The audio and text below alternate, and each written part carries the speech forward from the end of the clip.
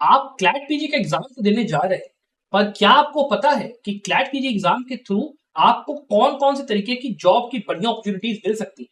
ये जो जॉब्स होती हैं इनमें आपका क्या पैकेज रहता है, नेचर ऑफ वर्क क्या रहता है, क्या बहुत हेक्टिक होता है, किस पर्टिकुलर सेक्टर में, गवर्नमेंट में या प्राइवेट में कहाँ लगती है, ये सारी बातें इस वीडियो पे हम लोग बहुत ही डिटेल में करने वाले हैं।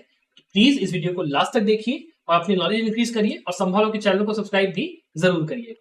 अब सबसे पहले हम लोग शुरुआत करते हैं इस बात से कि आप अगर मान लो अपना एलएलएम परस्यू करने जा रहे हो किसी अच्छी नेशनल लॉ यूनिवर्सिटी से, तो अब आपके पास कौन कौन से टाइप ऑफ प्लेसमेंट की हमको दिखाई पड़ती है अपॉर्चुनिटी। तो आपकी जो पहली टाइप की अपॉर्चुनिटी होती है वो होती है अंडर एकेडमिक्स। ठीक है, एकेडमिक्स के अंदर में आपको एक टीचर के तौर पे बढ़िया जॉब मिल सकती है एलएलएम करके। और मेजरली जो आपके सारे एलएलएम होते हैं वहां पे फोकस भी इसी चीज पे होता है कि आपको एकेडमिक्स के लिए तैयार किया जाए। कई कई जगह पे तो ये भी होता है कि जैसे ही आप गए उस दिन पहले दिन ओरिएंटेशन में एलएलएम के आपके कोर्स में बोल दिया जाएगा कि भैया देखो, अगर कॉर्पोरेट लॉ के लिए आए हो तो उम्मीद मत रखना, हम लोग यहाँ पे एकेडमिक्स पे फोकस करके ही अपना एलएलएम का कोर्स चलाते हैं। जो कॉर्पोरेट लॉ वाला फोकस है वो एलएलबी वाले बच्चों के लिए हमने ज्यादा रखा है, तुम्हारे लिए कम है। तो एकेडमिक्स के लिए सबसे बेहतरीन अपॉर्चुनिटी एलएलएम के बाद आपकी रहती है। यहाँ पे भी देखो दो टाइप के होते हैं। एक आपकी होती है एक गवर्नमेंट वाली।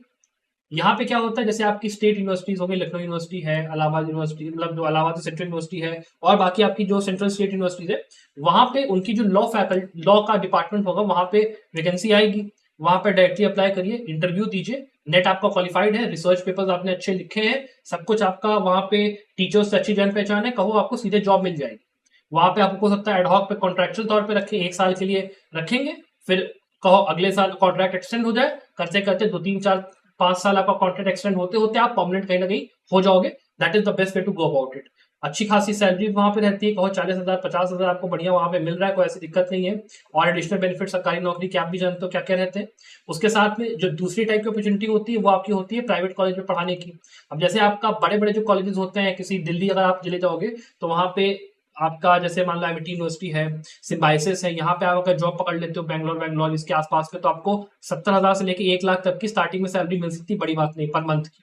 और अगर आप छोटे यूनिवर्सिटीज में छोटे शहर में कहीं जाके देखते हो तो वही आपका जो सैलरी होगा वो 40,000 50,000 रुपए या हो सकता है 30,000 रुपए आपको मिले। पर डिपेंड करता है कि आप अप्लाई कहाँ पे कर रहे हो, डिग्री आपकी कहाँ से है, और सब चीजें। प्लस आपका जो टॉप 5 एनएलयूज है, टॉप 6 एनएलयूज है, आपका एनएलएसआईयू से लेके जीएनएलयू तक, ठीक है, यहां तक में आपको ऑन कैंपस प्लेसमेंट एकेडमिक्स के लिए सीधे सीधे मिलता है। ये एक चीज है जो कि है देखी गई, मिलता है आपको।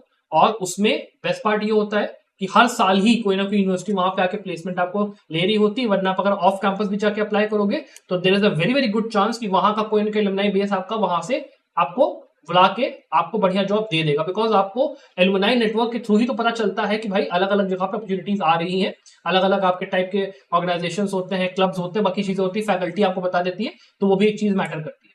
तो एक आपका टाइप ऑफ जॉब ये होगी।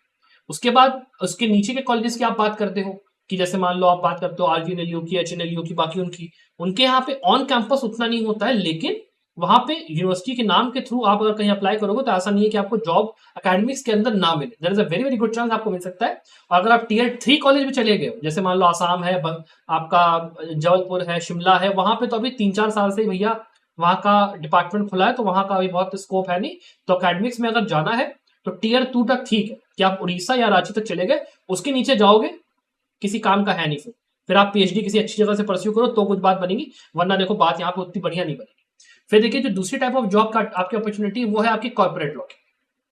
ठीक है, अब कॉर्पोरेट लॉ में क्या होता है, कॉर्पोरेट लॉ में आपको भी पता है कि जो पैसा होता है वो बढ़िया होता है। अब यहाँ पे टियर 1 फर्म्स भी होती है, टियर 2 फर्म्स भी होती है, लेकिन आपको जनरली एलएलएम के टाइम पे जो है टियर 2 या tier 3 firms on campus placement वहां पे पाते हुए मिलेगी, और वो भी केवल टॉप 2 या टॉप 3 कॉलेज जो होते हैं वहां पे। कई कई जगहों पे तो प्लेसमेंट सेलिंग होती है नेशनल लॉ यूनिवर्सिटीज के अंदर फॉर कॉर्पोरेट लॉ, ये आप लोग जान लीजिएगा। तो इसीलिए आपको मेजरली ऑफ कैंपस में जाके इस चीज की मेहनत करनी पड़ेगी।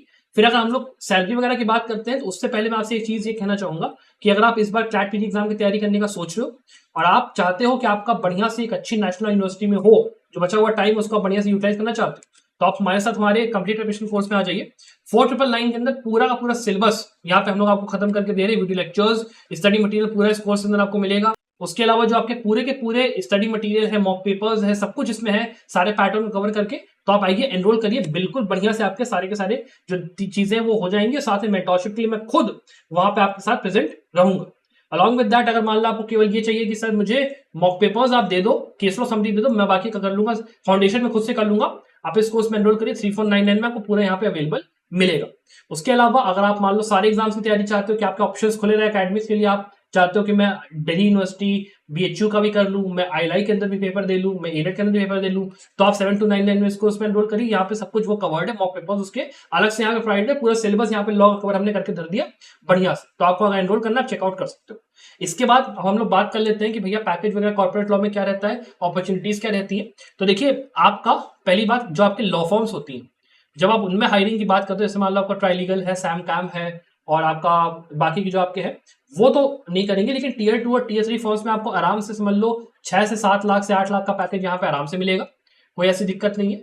और उसमें भी जो आपकी वर्किंग आवर्स है वो बहुत ही देखो बहुत हेक्टिक होने वाले हैं, बिकॉज कॉर्पोरेट लॉ में काम वो लोग बहुत लेते हैं। तो हर किसी के लिए, हर किसी के बस की बात नहीं, तो देख के सोच के समझ के आप लोग करिएगा। और ये सब चीजें आपको दिल्ली, बैंगलोर, हैदराबाद की जो टॉप यूनिवर्सिटीज है वहीं पे आपको मेजरली मिलेंगी। जो छोटी आपकी यूनिवर्सिटीज वहां पे थोड़ा सा कम चांस है, ध्यान रखिए। उसके अलावा अगर आप बात करते हो किसी बैंक के अंदर, जैसे मान लो एक्सिस बैंक है, आईसीआईसीआई बैंक है, एचडीएफसी है, ये लोग अपने यहाँ पे लॉ ऑफिसर्स के लिए डायरेक्टली यहाँ पे प्लेसमेंट लेते हैं एनएलयूज के अंदर जाके, और वहां पे भी आपका पैकेज जो है 6-7 लाख से कम का नहीं होता, बढ़िया एकदम रहता है। और वहां पे जो वर्किंग आवर्स है वो इतने ज्यादा नहीं होते हैं, काम बैंक का सही रहता है, और अलग अलग सिटीज में बस आपको ट्रांसफर मिल सकता है, छोटी शहर बड़े शहर में, वो एक देखने वाली बात होती है। तो वो भी एक आपका एक अच्छा वो रहता है। और यहाँ पे ऑन कैंपस भी होता है, ऑफ कैंपस भी होता है, दोनों होता है, ये ध्यान रखिएगा। और आपका जो एनएलयू का डिग्री का जो तंगा है वो आपके बढ़िया से काम आएगा। उसके अलावा जो आपके पास जो अपॉर्चुनिटी रहती है वो होती है किसी कंपनी के अंदर।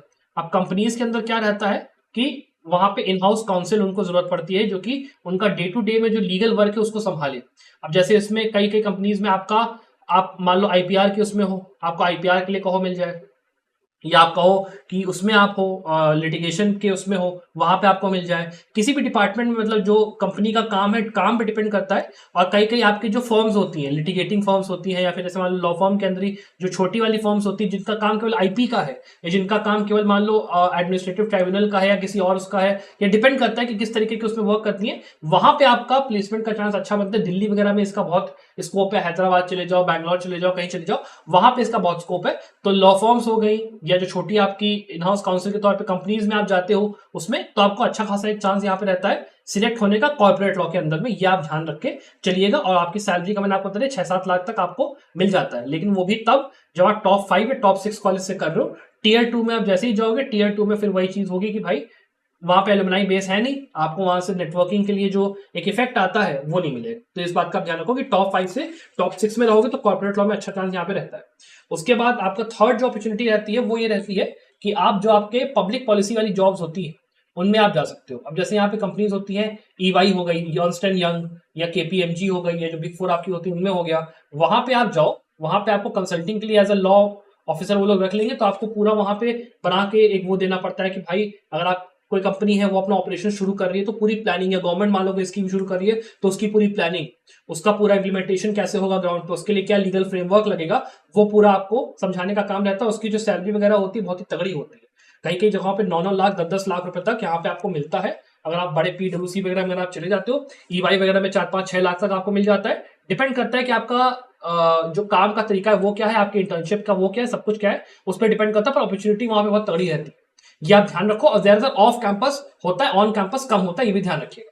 इसके अलावा क्लैट पीजी के थ्रू आपको एक और पता होगा कि आपका जो पीएसयूज होता है, पब्लिक सेक्टर अंडरटेकिंग्स, वो लोग क्लैट पीजी का एग्जाम डायरेक्टली जब आप देते हो तो इंटरव्यू के लिए बुला देते हैं। जैसे इस बार मान लो पीजीसीएल जो आपका है वो इस बार आपको इंटरव्यू के लिए बुला रहे हैं, तो अगर आपकी रैंक अगर टॉप 30 में आ जाती है, टॉप 30 में, तो सीधे आपका किसी पीएसयू के अंदर सरकारी जॉब आपकी लग सकती है। तो वो भी आपके पास एक अपॉर्चुनिटी रहती है, बट उसके लिए इंटर्नशिप और बाकी चीजें आपको देखनी पड़ेगी। और टॉप 10 के अंदर अगर रैंक है तो ज्यादा अच्छी आपकी चांस इस बार होती है।